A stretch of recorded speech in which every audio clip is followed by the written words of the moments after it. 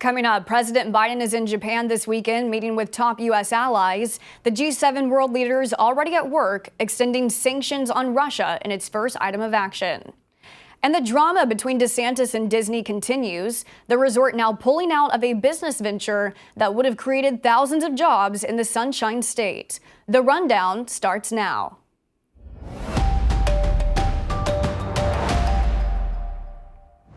This is Straight Arrow News, bringing you unbiased, straight facts. Thanks for joining us. I'm Kara Rucker. President Biden is in Japan meeting with world leaders today, the first day of the G7 summit. First item on the agenda, the group is stepping up sanctions against Russia and pledging more financial support for Ukraine. The Kremlin continues to fan the flames of war across Ukraine.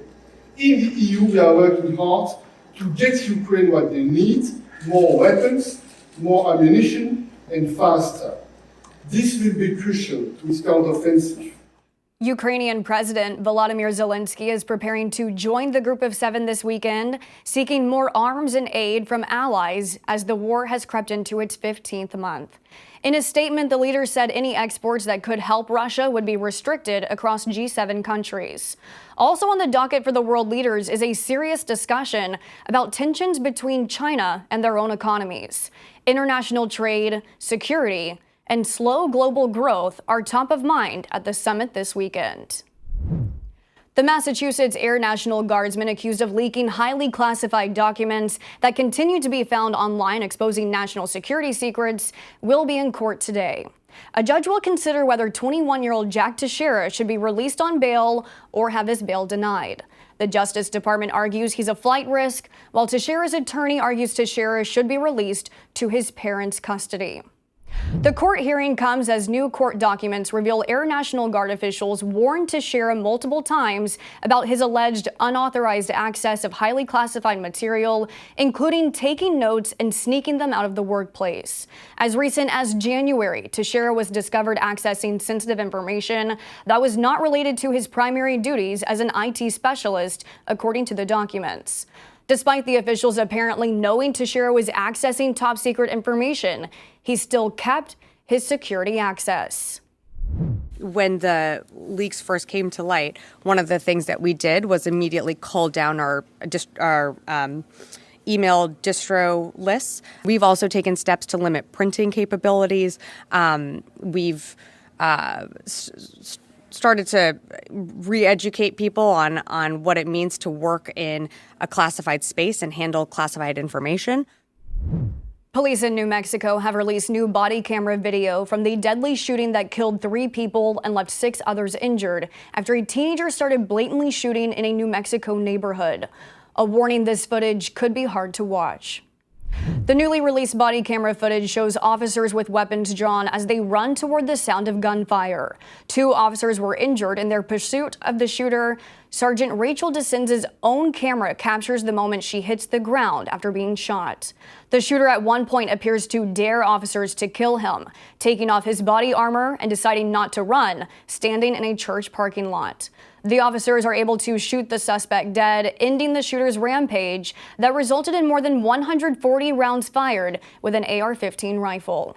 The shooter was 18 years old, due to graduate high school just 1 day later.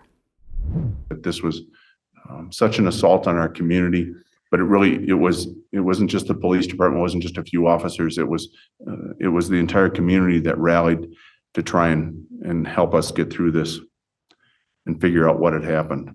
The Walt Disney Company is scrapping plans to build a new corporate campus in Central Florida as its battle with Republican Governor Ron DeSantis continues. The campus was going to be located just 20 miles from Walt Disney World and house 2,000 employees relocating from Southern California.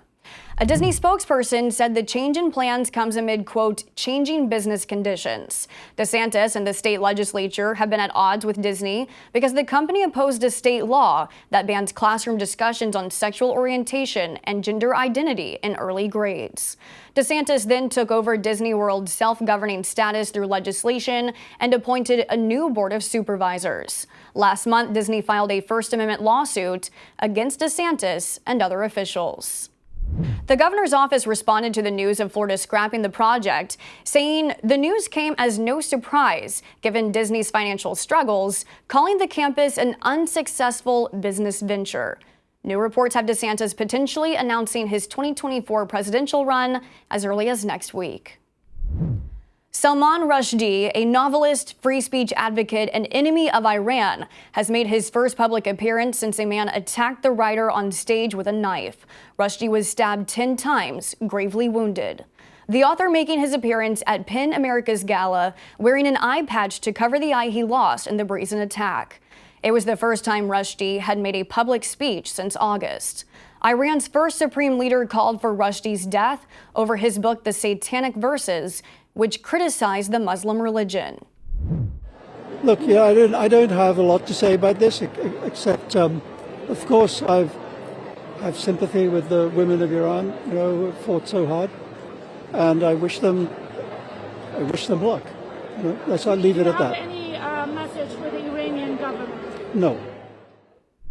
The relationship between humans and artificial intelligence is growing closer, with ChatGPT now available at your fingertips in your iPhone's App Store. It may come as no surprise that after only one day, it's already become the #1 app in the App Store. If You Dare is basically a free robot at your service, and unlike the desktop web version, the mobile app allows you to speak to ChatGPT using your voice rather than just being a pen pal. The app will soon be available for Android users too. These are your top stories. Thanks for watching The Rundown. We're on a mission to bring back trustworthy journalism by serving only you, not an agenda. Be sure to check out more of our work at straightarrownews.com. We'll see you back here next week. Until then, I'm Kara Rucker. Have a great day.